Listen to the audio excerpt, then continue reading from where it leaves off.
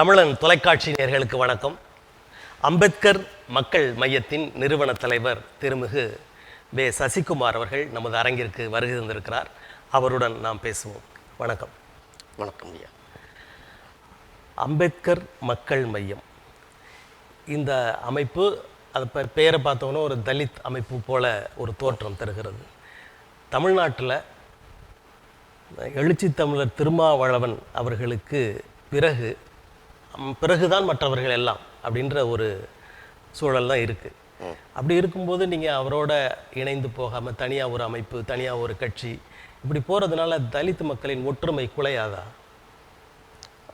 அது விடுதலை சிறுத்தைகள் கட்சியினுடைய தலைவரினுடைய அவர் உருவாக்கிய யூனிவர்சிட்டியில் படித்த மாணவன் தான் நான். அதனால் நீங்கள் விடுதலை சிறுத்தைகள் கட்சியில் இருந்திருக்கீங்க? ஆமாம், பல ஆண்டுகளும் நான் 98லேருந்து தலைவரோட பயணிக்கிறேன். பல்வேறு போராட்டங்கள், ஆர்ப்பாட்டங்கள் தலைவர் என்ன முன்னெடுக்கிறாரோ அதன் பிரகாரம் நம்ம அதை வழிநடத்தி சென்றவங்க தான். அப்படிப்பட்ட நிலையில் ஏன் இந்த தனி இயக்கம்? நல்ல கேள்வியா. அதாவது இப்போது அந்த கட்சி மிகப்பெரிய அளவில் இந்திய அளவில் ஒரு தேசிய கட்சியாக பரிணாமம் வளர்ச்சி அடைஞ்சு போய்கொண்டிருக்கிறது. அதே சமயத்தில் அந்த நம்மளுடைய தலைவருடைய ஆரம்பகால முழக்கங்கள், கோஷங்கள் நம்மளெல்லாம் என்ன பண்ணாருன்னா, நீங்கள் நம்மளுடைய இயக்கத்தில் இணைந்தால் ஒன்றும் கவுன்சிலர் ஆக முடியாது, எம்பி எம்எல்ஏ ஆக முடியாது, நீங்கள் எல்லாம் வாய்க்கு வாக்கரிசி போட்டுக்கொண்டு தான் என் பின்னாடி வர வேண்டும் என்றெல்லாம் தலைவர் அப்படி அந்த காலத்தில் ஒரு சமுதாய அமைப்பு மாதிரி ஒரு நல்ல முழக்கம். அந்த தலைவனுடைய அந்த கொள்கையினுடைய ஈர்ப்பின் காரணமாக நாம் அதில் இணைந்து பணியாற்றினோம். வாலிபமெல்லாம் அதில் நல்ல உழைத்தோம். அந்த களத்தில் அருமையான களம், அந்த களத்தில் நாம் களமாடி இருக்கிறோம், பல அனுபவங்களை பெற்றிருக்கிறோம் என்று இந்த தலைவர் வெள்ளிக்கிழமை இந்த தொலைக்காட்சியில் இரவு 10 மணிக்கு பேசுவார் என்று நான் ஏங்கி இந்த தமிழன் தொலைக்காட்சி எல்லோரும் பாருங்கள் என்று நம்முடைய கிராமப்புறங்கள் எல்லாம் நாங்கள் ஓடடி இந்த தொலைக்காட்சி தலைவரை பார்க்க வேண்டும் என்றெல்லாம் நாம் உழைத்த காலங்கள் உண்டு. அது மன நிறைவான காலங்கள், அதில் எந்த எதுவுமே கிடையாது. அதே சமயத்தில் அன்றிலிருந்து இன்று வரை இந்த காலகட்டத்தில் இந்த தலித் மக்களினுடைய வாழ்வாதாரம் உயர்ந்திருக்கிறதா, அவனுடைய வாழ்க்கை தரம் உயர்ந்திருக்கிறதா என்று சொன்னால் அது கேள்விக்குறியாகத்தான் இருக்கிறது. உங்களுக்கு கேள்வியாக்குரிய இருக்கலாம். ஆனால் மக்களுக்கு, பொதுநிலையினருக்கு, பொதுமக்கள் அளவில் நிச்சயமாகவே உயர்ந்திருக்கிறது என்பதுதான் நிதர்சனம். அது அப்படி ஒன்றும் என்னை பொறுத்த வரைக்கும் தெரியவில்லை. வேறென்று சொன்னால், இப்போ நீங்கள் சொல்லலாம் வெளிப்படையாக, நான் ஒரு ஆதி திராவிடர், எனக்கு ஒரு கடை வேண்டும், நான் ஒரு டீ கடை வைக்கிறேன், ஒரு பெட்டி கடை வைத்து பிழைப்பு நடத்துகிறேன், ஒரு ஹோட்டல் கடை வைக்கிறேன், வேண்டாம், அவ்வளோ வேண்டாம், நான் ஒரு ஆதி திராவிட இனத்தை சேர்ந்தவன், எனக்கு ஒரு வீடு கொடுங்கள் என்று பொது தெருவிலே, பொது வீதியிலே, ஒரு சிட்டியிலே நம்மால் வீடு வாடகைக்கு எடுத்து குடியிருக்க முடியாத சூழல் தான் இப்பொழுது இருக்கிறது. நகரத்தில் அப்படி இல்லை. கிராமங்களில் வேணால் நீங்கள் சொல்கிறது உண்மையாக இருக்கலாம். நகரத்தில் சாதி வேறுபாடுகள், சாதி வேறுபாடு, மத வேறுபாடுகள் குறைவாக தானே இருக்குது. இல்லை, குறைவாக தான் இருக்குது. அது நகரத்தில் என்று சொன்னால் நகர வாழ்க்கை என்பது ஒரு இயந்திர வாழ்க்கை. காலை முழுதும் எப்போ அவர் உறங்குகிறார்கள், எப்போ வேலைக்கு செல்கிறார்கள் என்ற ஒரு கட்டமைப்பை மீறி அவர்கள் செயல்பட்டு கொண்டிருக்கிறார்கள். அதில் அவர்களுக்கு நேரம் இல்லாமல் இருக்கலாம். ஆனால் மனதளவில் அந்த தீண்டாமை என்பது நவீன முறையில் அவர்களிடம் இருந்து கொண்டு தான் இருக்கிறது. அது நாம் மறுக்க முடியாது. முழு வெற்றி என்பது காலனியும் அந்த ஊரும் ஒன்றாக இருக்கணும். அப்படி அந்த நிலை வந்தால்தான் முழு. ஆமாம், ஆண்டாண்டு காலமாக கல்வி மறுக்கப்பட்டு அவன் தீண்டத்தகாதவன் என்று அவனை ஒதுக்கப்பட்டு நடைபாதை வழி மறிக்கப்பட்டு இறந்தால் கூட பிதைப்பதற்கு சுடுகாடு இல்லாத நிலையில்தான் இப்பொழுது இந்த மக்கள் வாழ்ந்து கொண்டிருக்கிறார்கள். இதை மாற்றுவதற்கு எழுச்சி தமிழர் தவறிவிட்டார் என்று சொல்ல வரீங்களா? எழுச்சி தமிழர் தவறிவிட்டார் என்று சொல்லவில்லை. அவர்களுடைய வளர்ச்சி பாதை, அது அரசியல் பாதை என்பது மிக ஒரு வேறான பாதையாக இருக்கிறது.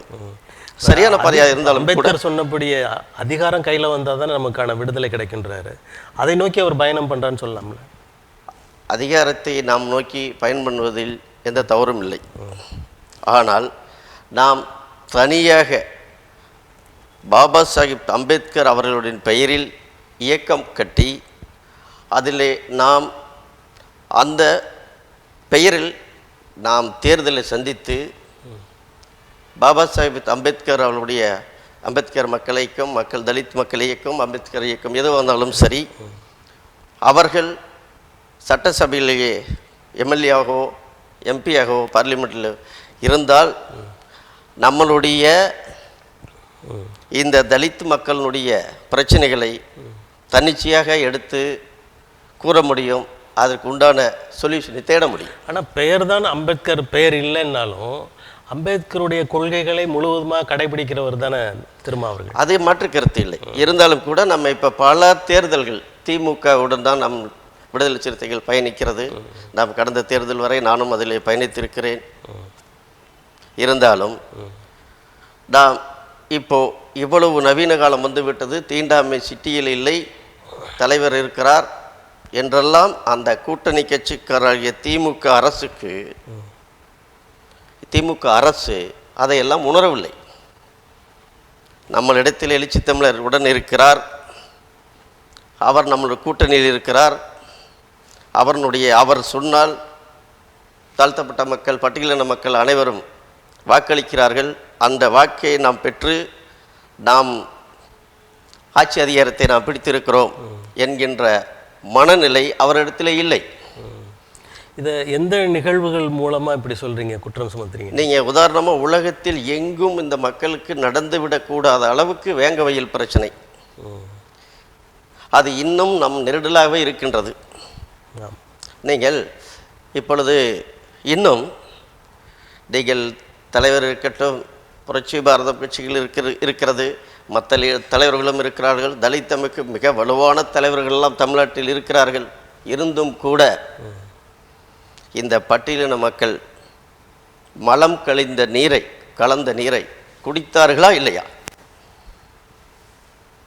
அப்போது நாம் தலைவர் அங்கே இருக்கிறார், நாம் கூட்டணியில் நாம் அங்க வகிக்கின்ற கட்சி, அந்த மக்களுக்கு பாதுகாப்பு நாம் கொடுக்க வேண்டும் என்று அந்த திமுக அரசு, மாண்புமிகு முதலமைச்சர் முதல் அந்த அடிமட்ட தொண்டன் வரை அது எண்ணத்தில் இருக்க வேண்டும் அல்லவா? தேர்தலுக்காக அந்த மக்களை பயன்படுத்துவது, அதற்காக சீட்டு ஒதுக்குவது. தேர்தலில் கூட பல தேர்தல்கள் நான் சந்தித்திருக்கிறோம். அந்த இயக்கத்திலிருந்து நாங்கள் அந்த பட்டியலின மக்கள் வசிக்கக்கூடிய தெருவில் மட்டும்தான் எங்களை தேர்தலினுடைய பிரச்சாரத்துக்கு அழைத்து செல்வார்கள். பொது தெருவுகளில், வேறு தெருவுகளில், வேறு ஊர்களில் விடுதலை சிறுத்தைகளை இங்கே நீங்கள் அங்கே வர வேண்டாம் என்று சொல்லுவார்கள், கட்டுப்பாடு விதிப்பார்கள். அப்போது நாம் உடன் இருக்கிறோம், இந்த வாக்குகளெல்லாம் வாங்குகிறோம். அப்போது இந்த மக்கள் வெறும் வாக்காளர்கள் மட்டுமாகவே இருக்க வேண்டுமே தவிர அரசியல் அதிகாரம் பெறக்கூடாது. இந்த மக்களுடைய இந்த விளிம்பு நிலை மக்கள் மேலே உயரக்கூடாது என்று அவர்கள் நிச்சயமாக கருதுகிறார்கள். அவர்கள் அந்த திட்டம் வகுத்து அதற்கு உண்டான வேலையை செய்கிறார்கள். இப்போ அதையெல்லாம் உடைத்து தானே விடுதலை சிறுத்தைகள் சட்டமன்ற உறுப்பினர்களாகவும் நாடாளுமன்ற உறுப்பினர்களாகவும் ஆகியிருக்காங்க. ஒட்டுமொத்தமாக அப்படி நீங்கள் குற்றம் சுமத்த முடியும் இல்லை? இப்போது வெற்றி தோல்வி என்பது சகஜம். என்று சட்டமன்ற உறுப்பினர் 4 பேரும், பாராளுமன்ற உறுப்பினர்கள் தலைவர் உட்பட 2 பேரும் அங்கீகாரம் கூட இப்பொழுது நம்மளுக்கு கிடைத்திருக்கிறது. ஆனாலும் பொதுமக்கள் பார்வையில் அந்த கட்சிக்கு அங்கீகாரம் கிடைத்திருக்கிறது. அதை உடைத்தெறிந்து வந்து விட்டார். உண்மையிலே தலைவருடைய களமானது மிகவும் அபாயகரமான களம். தேர்தல் களத்திலே அவர் பணியாற்றுகின்ற பணி என்று சொன்னால் மிக அபாயகரம் இந்த மக்களிடத்தில். அதை நாம் பாராட்டுகிறோம், வரவேற்கிறோம். அது போன்ற ஒரு வலுவான தலைவர்கள் வேண்டும், அது எந்த மாற்று கருத்தும் இல்லை. ஆனாலும் இவ்வளவு நெருடலுடன், இவ்வளவு சிக்கலை தாண்டி வர முடிகிறது. அதே கொறடாவை மீறி நாம் அந்த கட்சியினுடைய கொறடா மீறி நம்மளுடைய பிரச்சனைகளை, இந்த தலித் இஷ்யூவை அந்த இடத்தில் பேச முடியுமா என்றால் முடியாது. அம்பேத்கர் ஐயா பெயரை சொல்லி பேச வேண்டும் என்கின்ற ஒரு 44 எம்எல்ஏ இருக்கின்ற எம்எல்ஏக்கள் அனைவரும் அந்த ரிசர்வ் தொகுதியில் வெற்றி பெற்றவர்கள் அனைவரும் ஒவ்வொரு கட்சியை சார்ந்தவர்களாக இருக்கிறார்கள். ஏன் ஒவ்வொரு சில கட்சிகள் எல்லாம் அவர்கள் தலை குனி என்றால் குனிவார்கள், தண்ணீர் குடி என்றால் குடிப்பார்கள், தண்ணீர் குடிக்கவே வேண்டாம் என்றால் சொன்னால் கூட அவர்கள் ஒரு நாள் முழுக்க தண்ணீர் குடிக்காத கூட இருப்பார்கள். அது சமுதாயத்தில் இருக்கிற குறைபாடு, அவர்களுக்கு இருக்கிற குறைபாடு நீங்கள் எடுத்துக்கலாம். ஆனால் விடுதலை சிறுத்தைகள் அந்த மாதிரி இல்லைல்ல. விடுதலை சிறுத்தைகள் தனி அங்கம்தான், அதில் மாற்று கருத்தில்லை. ஆனால் நாம் ஒரு பானை சோத்திற்கு ஒரு சோறு பதம் என்ற நிலை, இதை நாம் பார்க்கின்ற பொழுது இந்த வேங்கவையில் மிகவும் நீங்கள் எந்த விதத்திலும் அதை நம்மால் ஏற்றுக்கொள்ள முடியவில்லை, சகித்து கொள்ள முடியவில்லை. அதன் காரணமாக தான் நீங்கள் தனி அமைப்பு, அதனுடைய வெளிப்பாடாக நாம் இந்த மக்களுக்கு இன்னும் இந்த மக்களுக்கு விழிப்புணர்வு ஏற்படுத்த வேண்டிய தேவைகள் இருக்கிறது. இப்போ அரசில் அங்கம் வகிக்கிற, அதாவது அந்த கூட்டணியில் இருக்கிற ஒரு பெருந்தலைவராலே அதற்கு அந்த நீதியை கிடைக்க செய்ய முடியவில்லை என்ற நேரத்தில் நீங்கள் என்ன செய்ய போகிறீங்க? பெருந்தலைவரால் நீதி கிடைக்க முடியவில்லை என்பதற்காக நாம் அதை செய்யவில்லை. அது அப்படி நான் பார்க்க முடியாது. உங்களால் என்ன செய்ய முடியும்? இது தலைவர் இருக்கிறார். இப்பொழுது சுருக்கமாக சொல்லப்போனால், இப்போ 90 காலகட்டத்திற்கு முன்பு இந்த திராவிட இயக்கங்கள், கம்யூனிஸ்ட் இயக்கங்கள் எல்லாமே இந்த பட்டியலின மக்களுக்காக நிறைய போராட்டங்களை கையில் எடுத்தார்கள். கோயில் போராட்டமாகணும் சரி, மற்ற எந்த அட்ராசிட்டி, எஸ்சிஎஸ்டி போன்ற பிரச்சனைகளை கையில் எடுத்தார்கள். விடுதலை சிறுத்தைகள் 84 தலைவர் மதுரையிலே படித்து கொண்டிருந்து இயக்கத்தை தொடங்கி அவர் அப்படி வளர்ச்சி அடைந்து கொண்டே வருகின்ற சூழலில் அவர்கள் அவருடைய போராட்டத்தை குறைத்து கொண்டார்கள், முடக்கி கொண்டார்கள் என்று கூட சொல்லலாம். இதுவரை திராவிட விடுதலை கழகம் என்று சொல்லி நம்மளோட அமைப்பு இருக்கிறது. அங்கே நம்ம சொந்த ஊரில் தலைவர் இருக்கிறார். வேங்கவையலுக்காக பெரிதாக எந்த போராட்டமும் செய்ததாகவே இல்லை. எல்லாம் திமுகவுன்னு அங்கம் வகிக்கும்படி இயக்கங்களாக இருக்கிறது. சரிங்களா? அப்படி இருக்கின்ற பொழுது விடுதலை சிறுத்தைகளுடைய வளர்ச்சியை அவர்கள் பொறுத்து கொள்ள முடியாமல் இது போன்ற நிகழ்வெல்லாம் நடந்து கொண்டே இருக்கிறது. இது தலைவருக்கு கொடுக்கின்ற, எழுச்சி தமிழருக்கு கொடுக்கின்ற ஒரு சவாலாக நான் பார்க்கிறேன். இதை எழுச்சி தமிழர் உணரவில்லை என்று நினைக்கிறீர்களா? அவர் உணர்வார். அவர் பெரிய ஒரு, அப்போ அதை உடைச்சு அவர் வெளியில் வரணும் தானே? உடைச்சி வர வேண்டிய, அவர் அரசியல் தந்திரம் படைத்தவர்.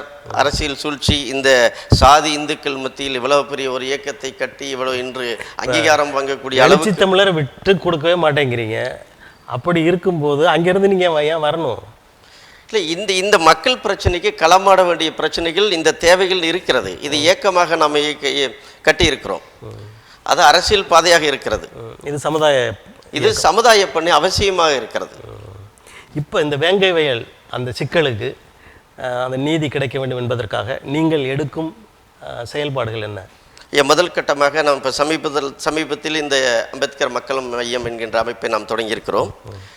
மற்ற தலித் அமைப்புகள் எல்லாம் இயக்கங்களை தொடங்கி அதன் பிறகு நம்மளுடைய கொள்கை கோட்பாடுகளை மற்ற சமுதாயத்தினரிடம் எடுத்து சொல்லி அந்த இயக்கத்திற்கு ஒவ்வொரு ஊராக அந்த இயக்கத்தில் இணைத்துக் கொள்வார்கள்.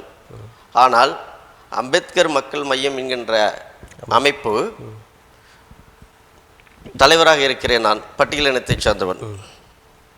இதிலே செயலாளர் என்பவர் முதலியாரை சேர்ந்தவர், பொருளாளர் வன்னியரை சேர்ந்தவர், மற்ற பொறுப்பாளர் கொங்கு வேளாளர் கவுண்டர் சமுதாயத்தை சார்ந்தவர்கள்.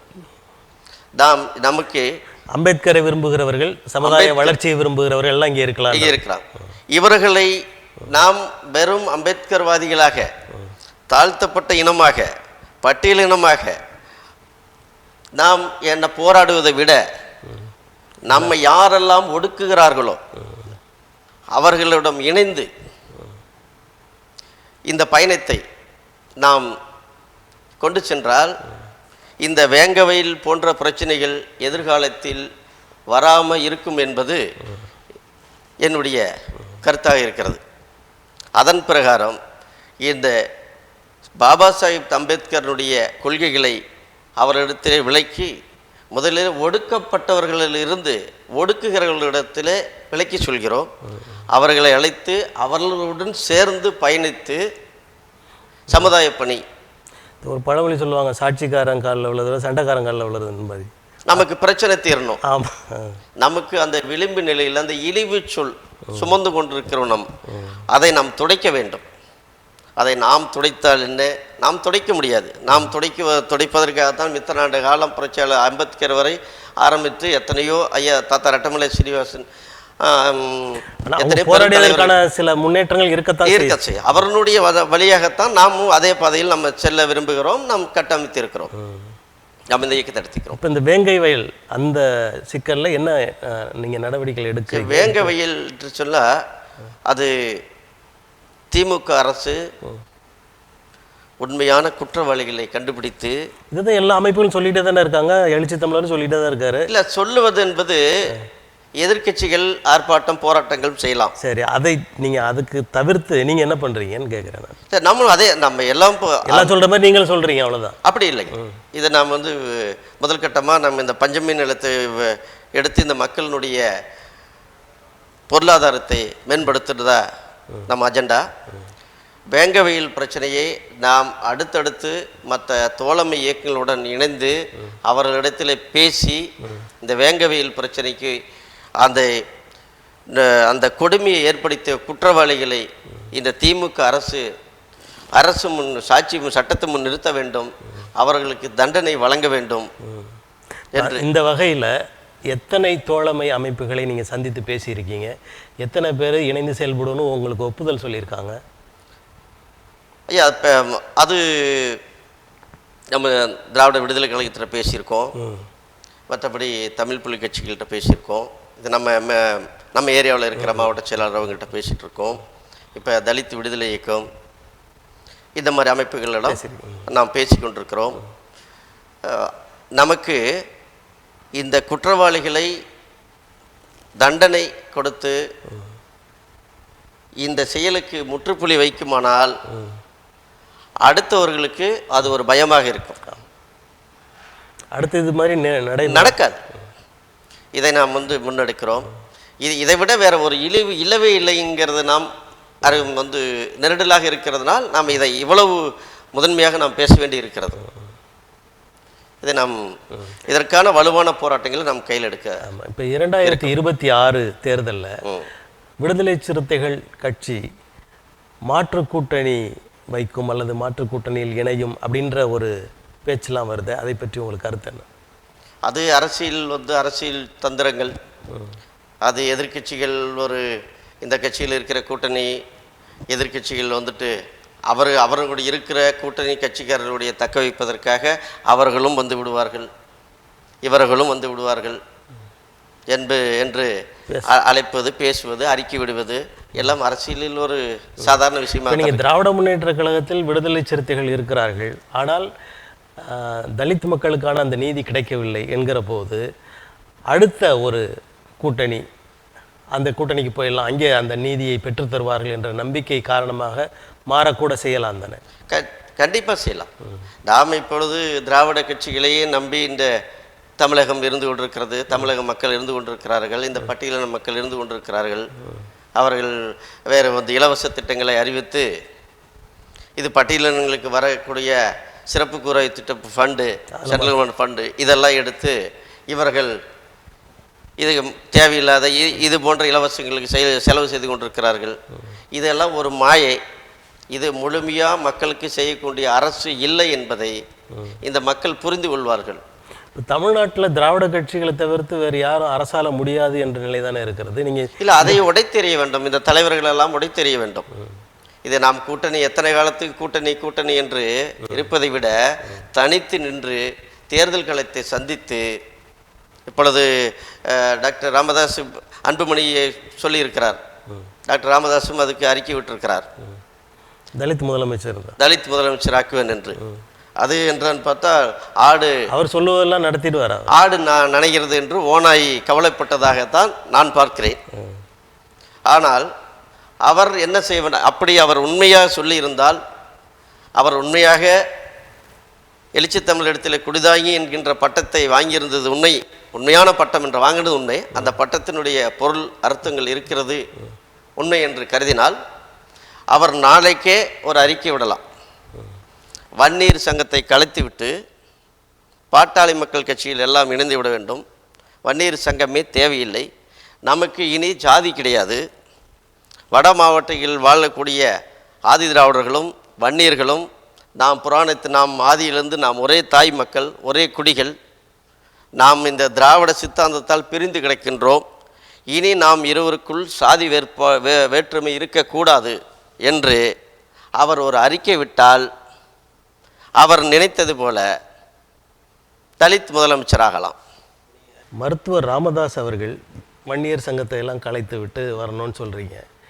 நீங்கள் பல அமைப்புகளாக சிதறி கிடைக்கிறீங்க, உங்களுக்குள்ளேயும் பல சாதி பிரிவுகள்லாம் இருக்குது, சங்கங்கள் இருக்குது. இவை எல்லாவற்றையும் நீங்கள் ஒழித்து விட்டு ஒரே கட்சியாக ஒரே அமைப்பாக நீங்கள் செயல்பட முடியுமா? அது யோசிக்க வேண்டிய விஷயமாகத்தான் இருக்கிறது. ஏனென்று சொன்னால் இந்த பட்டியலின மக்களுக்கு அம்பேத்கர் தொடங்கி அதற்கு முன்பு தாத்தா ரெட்டமலை சீனிவாசன், அயோத்தியாச பண்டிதர், இப்படி MC ராஜா, இந்த மாதிரி தலைவர்கள் எல்லாரும் இந்த மக்களுக்காக பல ஆயிரம் பிரச்சனைக்காக போராடி இருக்கிறார்கள். போராடுவதற்கு ஒரு பாதையை அமைத்து கொடுத்திருக்கிறார்கள். அதனுடைய ஒவ்வொருத்தருடைய சித்தாந்தத்தின்படியும் அந்த தலைவர்களுடைய ஈர்ப்பின்படியும் அவரவர் இயக்கம் நடத்தி கொண்டிருக்கிறார்கள். அவர்கள் எல்லாம் இப்போதைக்கு இருக்கின்ற இந்த கட்சி தலைமையில் இணைவார்களா என்று சொன்னால் யோசிக்க வேண்டியதுதான். ஆக இந்த மக்களுடைய பிரச்சனைகள் படிப்படியாக குறையும் பட்சத்தில் இந்த விளிம்புநிலை மக்கள் கல்வி பொருளாதாரத்தில் முன்னேற்றம் அடைகின்ற பொழுது இது சாத்தியமாகத்தான் இருக்கும். இப்போ அன்புமணி ஒரு தலித் தலைவரை முதலமைச்சர் ஆக்கலாம் அப்படின்னு சொல்கிறாரு. அவர் திருமாவளவன் அவர்களை மனதில் வைத்து தான் சொல்கிறாரா, இல்லை வேற யாரையாவது மனதில் வச்சு சொல்கிறாரா? வேற யார் இருக்கிறார்கள்? இப்போ வேறு வீட்டில் இருக்கிற கூலி வேலைக்கு செல்கின்ற குப்பனை சுப்பனை சொல்ல முடியும். அவங்க இதில் இருக்காங்க, வடிவேல் ராமன் இருக்காரு. இல்லை, அவர் கட்சியில் இருந்தாலும் கூட இங்கே நமக்கு அவர் சொல்வதே பட்டியலின ஓட்டு வேணும்னு தான் சொல்கிறார். இந்த வாக்காளர்கள் இணைந்தால் தான், நம்ம வாக்களித்தால் தான் முதலமைச்சர் என்று சொல்கிறார். அவருடைய வாக்கை நம்பி அவர் சொல்லவில்லை. இதில் அதாவது அன்புமணியை உள்ள அரசியலுக்குள்ளே வர வச்சதுல இருந்தே அன்புமணியை முதலமைச்சராக்குவோன்னு தான் பேசிட்டு வந்தாங்க. இப்போ திடீர்னு அந்த மாற்றம் நினைக்கிறீங்க? இன்றைய நிலையில் பார்த்தா பாட்டாளி மக்கள் கட்சி அந்த வன்னியர் ஒதுக்கீடு, இடஒதுக்கீடு, அவர்கள் எடுக்கின்ற ஒவ்வொரு பிரச்சனைகளும் தோல்வியில் முடிகின்றன.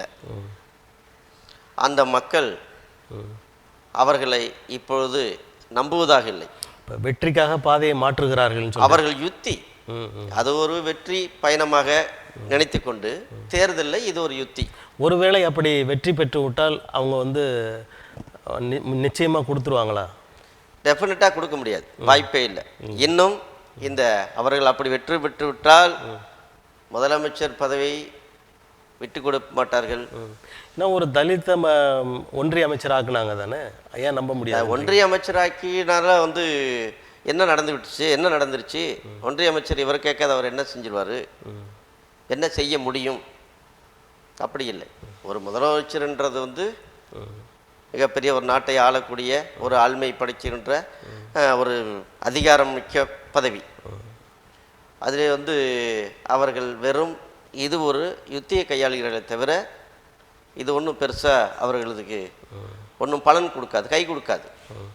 ஆனால் இப்போ அந்த காலங்களில் 2 பேரும் இணைந்திருந்த காலங்களில் எல்லோரும் தொடர்ந்து இருக்கலான்ற ஒரு சூழலில் இருந்தால் கூட இப்போ பிரிஞ்ச அப்புறம் இனிமேல் சேர முடியாது அப்படின்றத தான் எழுச்சி தமிழர்லாம் சொல்லிட்டு வர்றாரு. இனி 2 கட்சிகளுமே எழுச்சி தமிழர் இனி பாட்டாளி மக்கள் கட்சியுடன் கூட்டணி கிடையாது என்று சொன்னால்தான் அவர்களுடைய வாக்கு சதவீதத்தை தக்க வைக்க முடியும். இதே அன்புமணியாகட்டும், அவர் தந்தையா டாக்டர் ஆகட்டும், அவரும் இப்படி சொன்னால்தான். இப்ப இரண்டு கட்சி தலைவரிடமே தன்னலம் இருக்கிறது. அதில் எந்த மாற்று கருத்தும் இல்லை. அது வெளிப்படையாக அரசியலில் இருந்தாலும் கூட மாற்று அது இருக்கிறது. இப்போ உங்கள் கணிப்பில் 2026 எப்படி இருக்கும், எந்த கட்சி ஆட்சியில் அமரும் அப்படின்ற ஒரு கணிப்பு சொல்லுங்களேன். 2026 வருகிற சட்டமன்ற தேர்தலுக்கு இப்போ திமுக கூட்டணியில் அங்க வைக்கின்ற விடுதலை சிறுத்தைகள், கம்யூனிஸ்ட் கட்சிகள், காங்கிரஸ் விட்டுறலாம், அடுத்து மதிமுக, இவர்களெல்லாம் இப்பொழுது அந்தந்த கட்சியிலிருந்து திமுக அதுக்கு சரி நீ சொல்லுங்க. திமுக இந்த மக்களுக்கு எந்தவித நல்லதும் செய்யவில்லை என்பது அவர்களுடைய மனச்சாட்சிக்கு தெரியும். ஆகவே கூட்டணி மாறுவதற்கான, வேறொரு கூட்டணி அமைப்பதற்கான சாத்தியக்கூறுகள் இருக்கிறது. அது மட்டுமின்றி இப்போ திமுக இவ்வளவு தூரம் ஆட்சி நடந்து கொண்டிருக்கிறது, தேர்தலில் வெற்றி பெறுகிறது என்று சொன்னால் கூட்டணி பலம். தனியாக அவர்கள் தேர்தலிலே நின்று அவர்களால் வெற்றி பெற முடியாது. அவரிடம் மறுபடியும் நான் பேசுவோம். ஐயா, இப்போது தலித் அமைப்புகள், கட்சிகள் எல்லாம் சேர்ந்து இயங்க முடியாமல் சிறு சிறு குழுக்களாக இருக்கிறீங்க. இது இந்த தலித் என்ற அந்த அமைப்புக்கு ஒரு குறைபாடு போல் இருக்கிறது. அதை நீங்கள் எப்படி சரி செய்யணும்னு நினைக்கிறீங்க, இல்லை சரி செய்ய முடியுமா? அது யோசிக்க வேண்டிய விஷயந்தான். ஏன்னு கேட்டால், இப்போ தலித் அரசியல், தலித் சமுதாயத்தினுடைய செயல்பாடுகள், தலைவர்களுடைய செயல்பாடுகள் என்று எடுத்துக்கொண்டால், இந்த தலித் மக்களுக்கு பாபா சாஹிப் அம்பேத்கர் முதல் தாத்தா ரெட்டமலை சீனிவாசனார், அயோத்தாஸ் பண்டிதர், MC ராஜா, இன்னும் பெரிய எத்தனையோ தலைவர்கள் இந்த மக்களுக்காக போராடி இருக்கிறார்கள். அவர்கள் ஒவ்வொரு சித்தாந்தத்தை கையாண்டிருக்கிறார்கள். அவர்களுடைய இயக்கம் கட்டி மக்களிடத்திலே மிகப்பெரிய ஒரு போராட்டம், ஆர்ப்பாட்டங்களை நடத்தி இந்த மக்களுக்கு உண்டான பிரச்சனைகளை தீர்த்து வைத்திருக்கிறார்கள். அவர்களெல்லாம் மறைந்த பிறகு அதன் தொடர்ச்சியாக அந்த இயக்கம் சார்ந்த தலைவர்கள் மீண்டும் தலைவராக அதன் பெயரில், அவர்கள் பெயரில் இயக்கம் கட்டி இயக்கம் நடத்தி வருகிறார்கள். அப்படி இருக்கின்ற பொழுது இப்பொழுது அந்த மக்களுக்கான பொது தலைவராக யாரை தேர்ந்தெடுப்பது என்பதில் குழப்பம், ஒரு சிக்கல் இருக்கிறது. அதை நாம் ஏற்றுக்கொள்ள வேண்டும். ஆனாலும் அதையும் உடைத்தெறிந்து விடலாம். மற்ற தலைவர்களுடைய பெருந்தலைவர்களெல்லாம் இது சம்பந்தமாக முயற்சி எடுத்து தலைவர்களெல்லாம் ஒன்று கூடி ஒன்று சேர ஒரு மாநாடு நடத்தி இந்த மக்களையெல்லாம் ஒரு குடையின் கீழ் இணைக்க அனைத்து தலைவர்களும் முயற்சி எடுக்க வேண்டும். தலைவர்கள் அளவில் தலைவர்கள் மட்டத்தில் இந்த முயற்சி எடுக்கப்பட வேண்டும்ன்றீங்க. தலைவர் மட்டத்தில் இந்த ஐடியாலஜி இருக்க வேண்டும். அவர்கள் அந்த முயற்சியை வேண்டும், அவர்கள் எடுக்க வேண்டும். அவர்கள் எடுத்தால் சாத்தியம். தமிழ்நாட்டில் ஒரு மிக கொடூரமான ஒரு படுகொலை நடந்தது, ஒரு பெரும் துயரம், ஆம்ஸ்ட்ராங் அவர்களுடைய அந்த படுகொலை. அதை பற்றி உங்களுடைய கருத்து என்ன? ஆம்ஸ்ட்ராங் படுகொலை என்பது அது அரசியல் படுகொலை. அதில் எந்தவித ஐயப்பாடும் இருக்க வேண்டியதில்லை. ஆனால் அரசு சொல்கிறது என்னென்னா அது தனிப்பட்ட முறையில் நடந்ததுன்ற மாதிரி தானே பேசுகிறாங்க. தனிப்பட்ட முறையில் ஒரு சாதாரண ஒரு குப்பன் சுப்பனுக்கு நடந்திருந்தால் அதை தனிப்பட்ட முறையில் தனி விரோதம் என்று எடுத்துக்கொள்ளலாம். அவர் ஒரு தேசிய கட்சியினுடைய தமிழக மாநில தலைவர். அவர் மிகப்பெரிய ஒரு ஆளுமை. அவரிடத்தில் எப்பொழுதும் தொண்டர்கள் இருக்கிறார்கள். அவர்கள் ஒரு பாபா சாஹிப் அம்பேத்கர்னுடைய அறிவாயுதத்தை எடுத்து மக்கள் மத்தியிலே அமைதியான முறையில் கொண்டு செல்கிறார். அவர் ஆயிரக்கணக்கான வழக்கறிஞர்களை உருவாக்கியிருக்கிறார், என்ஜினியர்களை உருவாக்கியிருக்கிறார், மருத்துவர்களை உருவாக்கியிருக்கிறார். படிப்பு தான் மனிதனாக்கும் என்கின்ற கொள்கை கோட்பாட்டை அவர் வெகுஜன மக்களிடத்திலே கொண்டு சேர்த்திருக்கிறார். சென்னையிலே மிகப்பெரிய ஒரு ஆளுமையாக அவர் இருந்தவர். அவரை சாதாரணமாக கூலிப்படையை வைத்து படுகொலை செய்திருக்கிறார்கள் என்பது எப்படி சாதாரண நாம் எடுத்துக்கொள்ள முடியும்? அவரது வளர்ச்சி தங்களை பாதிக்கும் என்று நினைத்தவர்கள் செய்த படுகொலை என்று சொல்ல வருகிறீர்களா? கண்டிப்பாக அரசியல் படுகொலை.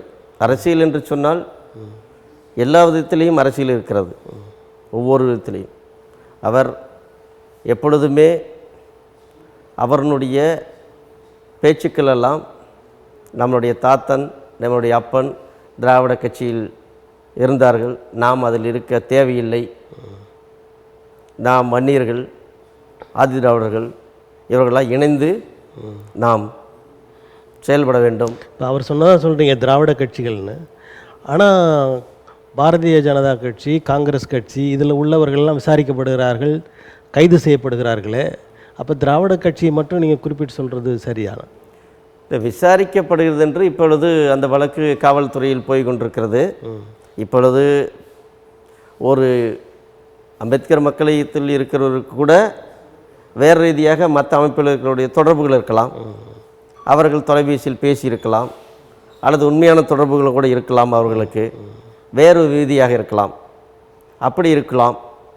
அதை முழுக்க இதை நான் பார்த்துக்கொள்கிறேன், நீ செய்துவிடு என்ற குரல் எங்கிருந்து வந்தது? அதுதான் நமக்கு அவசியம். அவர்தான் உண்மையான குற்றவாளி, மற்றவர்களெல்லாம் கூலிப்படைகள் என்பதைத்தான் நாம் வலியுறுத்துகிறோம். மரியாதைக்குரிய மாயாவதி அவர்கள் வரும்போது சிபிஐ விசாரணை வேண்டும் என்று கேட்டார்கள். அப்போ தமிழ்நாடு அரசு மேலே அவங்களுக்கு நம்பிக்கை இல்லையா? நம்பிக்கை இல்லைன்றது இல்லை. அவர்களுடைய ஒரு ஆளுமையான ஒரு மாநில தலைவரை அந்த கட்சி இழந்திருக்கிறது. அவருக்கு அந்த அரசியல் கொலை நடந்திருக்கிறது. அவர் மிகப்பெரிய அரசியல்வாதி இல்லவா, அவர்களுக்கு தெரியும்ல. அப்படிங்கின்ற பொழுது இவ்வளவு பெரிய ஒரு ஆளுமையை வெட்டி வீழ்த்தி இருக்கிறார்கள். இதில் சாதாரணமாக ஒரு ரவுடியோ வேறு ஒரு சின்ன பிரச்சனைகளோ அவரை நெருங்கி அவரை படுகொலை செய்ய முடியாது. இது மிகப்பெரிய ஒரு ஆளுமை கொண்ட ஒரு அரசியல் சதியாகத்தான் இந்த கொலை நடந்திருக்க வேண்டும் என்பதை அவர் யூகித்திருக்கிறார். இப்போ மாயாவதி அவர்கள் ஒன்றியத்தில் இருக்கிற பாரதிய ஜனதா கட்சியோடு ஒரு எதிரடையான ஒரு நிலையை கொண்டுள்ளவர். அப்படிப்பட்டவர் ஒன்றிய ஆட்சியின் கீழே இயங்குகிற சிபிஐயை கேட்பதற்கான காரணம் என்னவாக இருக்கும்? ஏன்னா இங்கே உள்ள திராவிட முன்னேற்ற கழகத்தை நம்பாமல் சிபிஐ வேணும்னு கேட்குறாங்களே, அதற்கு பாரதிய ஜனதா கட்சியை அவங்க நம்புகிறாங்களா? பாரதிய ஜனதா கட்சி அவங்க நம்புகிறாங்க அப்படின்றத இந்த இடத்துல நம்ம எடுத்துக்கொள்ளக்கூடாது. இப்போ தமிழ்நாடு போலீஸ் என்பது தமிழ்நாடுடைய முதலமைச்சருடைய கட்டுப்பாட்டில் இயங்கக்கூடிய காவல்துறை. இது சிபிஐ என்பது ஒன்றிய அரசினுடைய கட்டுப்பாட்டில் இயங்கக்கூடியது. இந்த முதலமைச்சராக மாண்புமிகு ஸ்டாலின் அவர்கள் தமிழ்நாட்டில் இருக்கிறார். அப்படி இருக்கின்ற பொழுது இந்த கொலை நடந்திருக்கிறது. ஆக இதனால் உண்மை வெளிவராத தடுக்கப்படலாம் என்கின்ற ஒரு ஐயப்பாடில் அவர் சொல்லியிருக்கிறார். இப்போ இது தொடர்பாக இயக்குனர் ரஞ்சித் அவர்கள் சில கருத்துக்களை வெளியிட்டார். அதை சில தலித் அமைப்புகள் எதிர்த்தன. இப்படிப்பட்ட ஒரு முரண்பாடான ஒரு நிகழ்வு நடந்து கொண்டிருக்கிறது. இதற்கு காரணம் என்ன என்று நினைக்கிறீர்கள்? இது மக்களை திசை திருப்பும் செய்தியாகத்தான் நான் பார்க்கிறேன். மிகப்பெரிய ஒரு ஆளுமையான ஒரு ஆம்ஸ்ட்ராங்கை வெட்டு படுகொலை செய்யப்பட்டிருக்கிறார் அப்படின்ற அந்த ஒரு நிகழ்வு நடந்துவிட்டது. அப்போ தலித் அமைப்புகள், அவரை சார்ந்த நண்பர்கள், அந்த கட்சிக்காரர்கள் எல்லோரும் ஒரு மெச்சூராக அந்த நேரத்தில் அந்த சமயத்தில் பேசுவார்கள், செயல்பாடு செய்வார்கள் என்று நாம் நினைத்துவிட முடியாது. இருந்தாலும் இப்பொழுது ரஞ்சித்தும் மற்ற தலித் அமைப்புகளுக்கும் இவர்கள் ஆம்ஸ்ட்ராங் படுகொலையை வைத்து தமிழகத்தில் பட்டியலின மக்கள் இந்த அனுதாபத்தை தேடி ஒன்று இணைந்து விடக்கூடாது என்பதற்காக மற்ற சாதி இந்துக்கள் திட்டமிட்டு இது போன்ற ஒரு சின்ன நிகழ்வுகளை பெரிதாக்குகிறார்கள் என்பதுதான் நான் கருதுகிறேன்.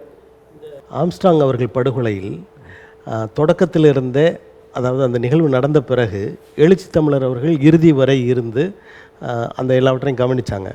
இதை தவறாக சிலர் சொல்கிறார்கள், சிலர் சரி என்று பாராட்டுகிறார்கள்.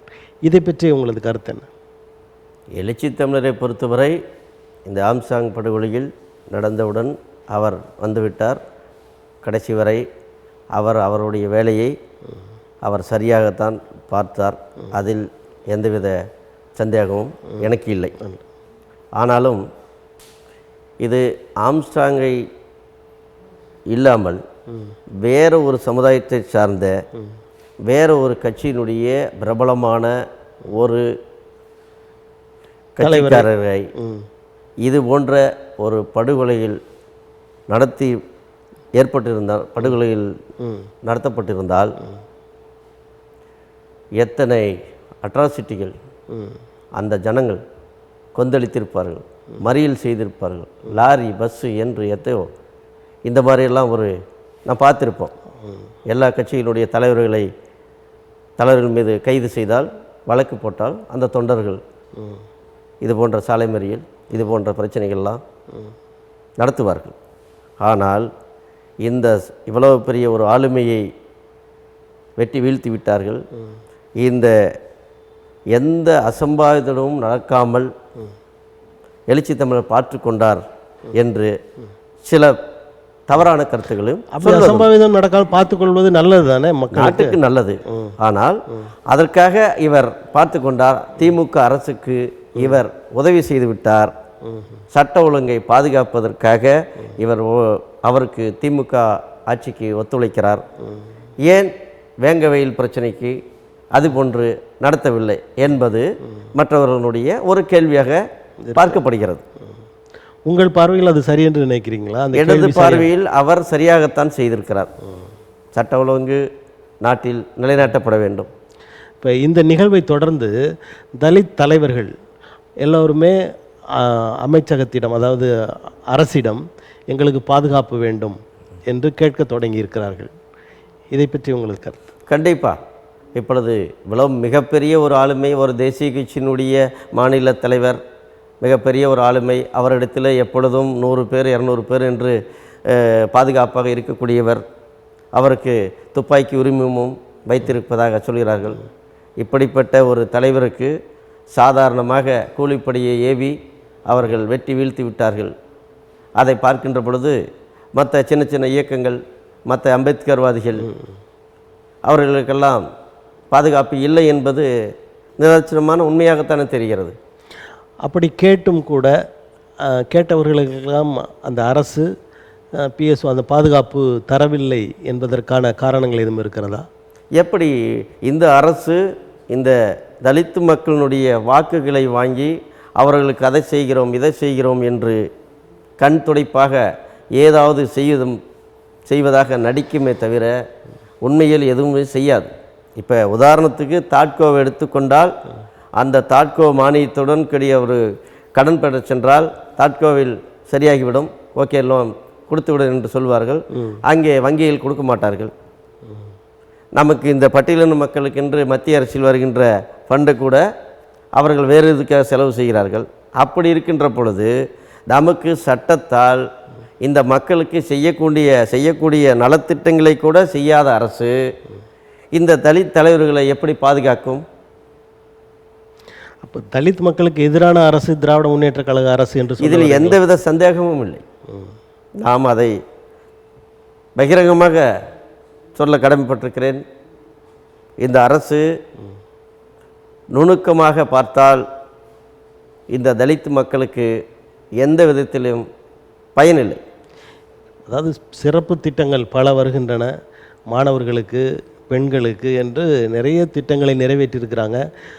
புள்ளி விவரங்கள் என்ன சொல்லுதுன்னா, பெண்கள் அதிகமாக திராவிட முன்னேற்ற கழகத்திற்கு வாக்களிக்கிறார்கள், அந்த நிலை வந்திருக்கிறதுலாம் சொல்கிறாங்க. அப்படிப்பட்ட சூழலில் அடுத்த முறை இவங்க தான் வருவாங்கன்ற மாதிரியும் பேச்சு அடிபடுது.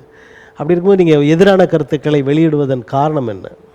அதாவது திமுகவினுடைய நலத்திட்டங்களை மக்கள் ஏற்றுக்கொண்டு மக்களுக்கான அரசாங்கம் நடந்து கொண்டிருக்கிறது.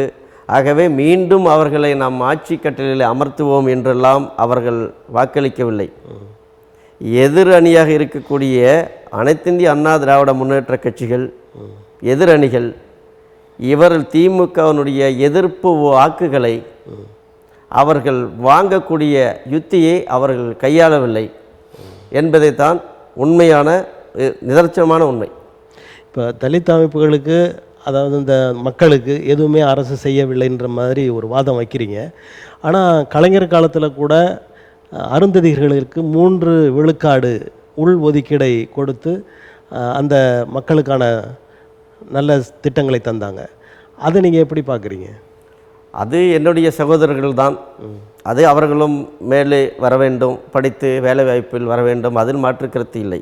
அதில் நாம் சொல்ல வேண்டியது என்னவென்றால் 18% இருக்கக்கூடிய இடஒதுக்கீட்டில் அதிலே பிரித்து 3% கொடுக்காமல் 18 கூடுதலாக்கி 20%, 22%, 25% ஆக்குங்கள். சாதிவாரி கணக்கெடுப்பு நடத்துங்கள். அதன் பிரகாரம் ஒதுக்கீடு செய்யுங்கள். அவர்களுக்கு 3% என்ன 5% கூட கொடுக்கலாம். இப்போ எதிர்க்கட்சி தலைவர் கார்கே அவர்களை எழுச்சி தமிழரும் ரவிக்குமார் அவர்களும் சென்று சந்தித்து இதை மேல் விசாரணையை கொண்டு போகணும் அப்படின்னு சொல்கிறாங்க. அதாவது இந்த 3 விழுக்காடுன்றதை அதுக்கு எதிராக அவர்கள் பேசுகிறார்களா, இல்லை அதில் ஏதாவது மாற்றங்கள் சீர்திருத்தங்கள் வேணும்னு கேட்குறாங்களா? இல்லை, அது அவர்களுடைய ஐடியாலஜி பிரகாரம் சீர்திருத்தங்கள் தேவைப்படுகிறது என்பதைத்தான் நான் உணர்கிறேன். அந்த இடஒதுக்கீடு மற்ற எல்லா சமுதாயத்தினும் எல்லாம் உள்ஒதுக்கீடு என்று போனால் கடைசியாக மொத்த ஒதுக்கீட்டிலும் ஏதாவது பிரச்சனைகள் வரக்கூடுமா என்கின்ற ஒரு ஐடியாலஜியாக கூட இருக்கலாம் என்பதைத்தான் நான் யோசிக்கிறேன். தமிழ்நாட்டில் இருக்கிற தலித் அமைப்புகள், தலித் கட்சி, இந்த தலைவர்கள் எல்லாம் ஒன்று சேர முடியல. சிலர் ஒன்று சேர்கிறார்கள், இப்போ மறுபடியும் பிரிஞ்சு போகிறாங்க. இப்படியான ஒரு சூழ்நிலை இருக்குது. ஆனால் ஒன்றிய அளவில் தலித் தலைவர்கள் எல்லாம் ஏன் அதை பற்றி ஒரு முன்னெடுக்க மாட்டேன்றாங்க? அவர்கள்லாம் ஒன்று சேர மாட்டேங்கிறாங்க. இந்த தலித் தலைவர்கள் ஒன்று சேர்வதில் ஒரு சிக்கல் இருக்கிறது.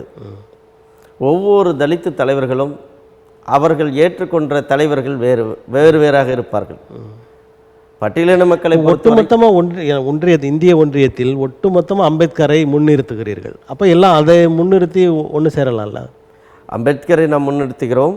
அதற்கு முன்பு பாடுபட்ட இரட்டைமலை அவர் இணையாக அவருடைய காலத்தில் பாடுபட்ட அவங்கெல்லாம் நம்ம தமிழ்நாட்டில் தானே அறியப்பட்டவர்கள். இருந்தாலும் கூட அப்படி பார்த்தால் அவர் மும்பையை சார்ந்தவராக இருக்கிறார், பாபா சாஹிப் அம்பேத்கர். அப்போ தமிழ்நாட்டில் நம்ம இயக்கம் நடத்திவிட என்று சொல்ல முடியாதுல்ல. உங்களுக்கு அம்பேத்கர் இந்தியா முழுவதும் தெரிந்த ஒருத்தர். ஏன்னா அரசியலமைப்பு சட்டத்தை இயற்றியவர், பெரிய அறிவாளின்றதெல்லாம் எல்லாருக்குமே தெரியும். ஆனால் நம்ம இரட்டைமலை சீனிவாசன் அவர்களோ மற்றவர்களோ இங்கே தமிழ்நாட்டை தவிர மற்ற பகுதிகளுக்கு அவ்வளோவா தெரியாதில்லை. அதுக்காக கேட்குறேன். இல்லை, இங்கே இருக்கின்ற தலைவர்கள், இப்போ தமிழ்நாட்டில் இருந்த தலைவர்கள் இந்த தமிழ்நாட்டு மக்களுக்காக ஒரு இயக்கத்தை கட்டி அவர்கள் ஒரு கொள்கை கோட்பாட்டை உருவாக்கி அதன் பிரகாரம் அந்த மக்களுக்கு உண்டான அதிகாரத்தை வெல்ல வேண்டும் என்பதற்காக அவர்கள் போராட்டம் நடத்தி அந்த இயக்கங்களை கட்டி அதன் பிறகு அவர்கள் மறைந்திருக்கிறார்கள். அதன் வழியாக மற்ற தலைவர்கள் உருவாகியிருக்கிறார்கள். அதன்படி பார்த்தால் இது பொதுவான தலைவர்கள் யாரை நாம் ஏற்றுக்கொள்வது என்பதில் சிக்கல் இருக்கிறது. இப்போ தமிழ்நாட்டில் புதிதாக ஒரு கட்சி ஏற்பட்டிருக்கிறது. விஜய் அவர்கள் அந்த கட்சி ஆரம்பித்திருக்க தமிழக வெற்றி கழகம். இந்த கட்சி 2026இல் எந்த நிலையில் இருக்கும், எவ்வளவு வாக்கு விழுக்காடை பெறும் அப்படின்னு நினைக்கிறீங்க? அவர் நினைக்கிற மாதிரியெல்லாம் ஒரு பெரிய அளவில் தமிழ்நாட்டில் மாற்றத்தை ஏற்படுத்தி விட முடியாது. அவர் அடிப்படையாக ஒரு சினிமாக்காரர். அவர்களுக்கு ஒரு தமிழ்நாட்டில் ரசிகர் மன்றங்கள் இருக்கின்றனர். அவர் அரசியல் என்பது சாதாரண களமில்லை. எழுச்சி தமிழர் அன்று அறிக்கை விட்டிருக்கிறார், ஒரு தலித் முதலமைச்சர் ஆக முடியாது என்று. அவருடைய போராட்ட களத்தெல்லாம் நாம் பார்க்கின்ற பொழுது அபாயகரமான போராட்ட களம். அப்படிப்பட்டவர்களுக்கே இங்கே முதல்வர் நாற்காலி என்பது எட்டாக்கணியாக இருக்கின்ற பொழுது இவர்கள் வெறும் படத்திலே நடித்துவிட்டு ரசிகர்களை வைத்து ஆட்சியை பிடித்து விடலாம் என்று நினைப்பது தவறு. அது எந்த விதத்திலும் அவர்களுக்கு பயன்படாது. நீங்கள் நடிகர் விஜய் ரொம்ப எளிதாக எடை போடுகிறீர்களோ அப்படின்னு தோணுது. என்னென்னு கேட்டிங்கன்னா, அவர் தொடங்கின அப்போவே பல லட்சம் உறுப்பினர்கள் அந்த கட்சியில் இணைஞ்சாங்க. அதை பார்க்கும்போது அவருக்கென்று ஒரு இடம் இருக்கிறது என்பது போலத்தானே தெரிகிறது. நீங்கள் உறுப்பினரினுடைய அடிப்படையில் பார்த்தால் தமிழ்நாட்டில் திராவிட முன்னேற்ற கழகத்தை விட அனைத்து இந்திய அண்ணா திராவிட முன்னேற்ற கழகத்தான் உறுப்பினர்கள் அதிகமாக இருந்தார்கள். எம்ஜிஆர் காலத்திலிருந்தும் அம்மையார் ஜெயலலிதா காலத்திலும் இருந்து. அப்புறம் ஏன் அவர்கள் வெற்றி பெறவில்லை? உறுப்பினர்கள் எல்லாம் வாக்களிப்பார்கள் என்று சொல்ல முடியாதுன்னு சொல்கிறீங்களா? உறுதியாக சொல்ல முடியாது. அன்றைய சூழல், அன்றைய நாட்டு நடப்பு, நல்ல திட்டங்கள், அதை பொறுத்து தான் மக்கள் வாக்களிப்பார்களே தவிர இது போன்ற இதுக்கெல்லாம் வாக்களிக்க மாட்டார்கள். இன்னும் இவர் புதிதாக அரசியலுக்கு யார் வேண்டுமானாலும் வரலாம், நாம் யாரையும் வரக்கூடாது என்று சொல்ல முடியாது. சட்டத்தில் இடம் உண்டு.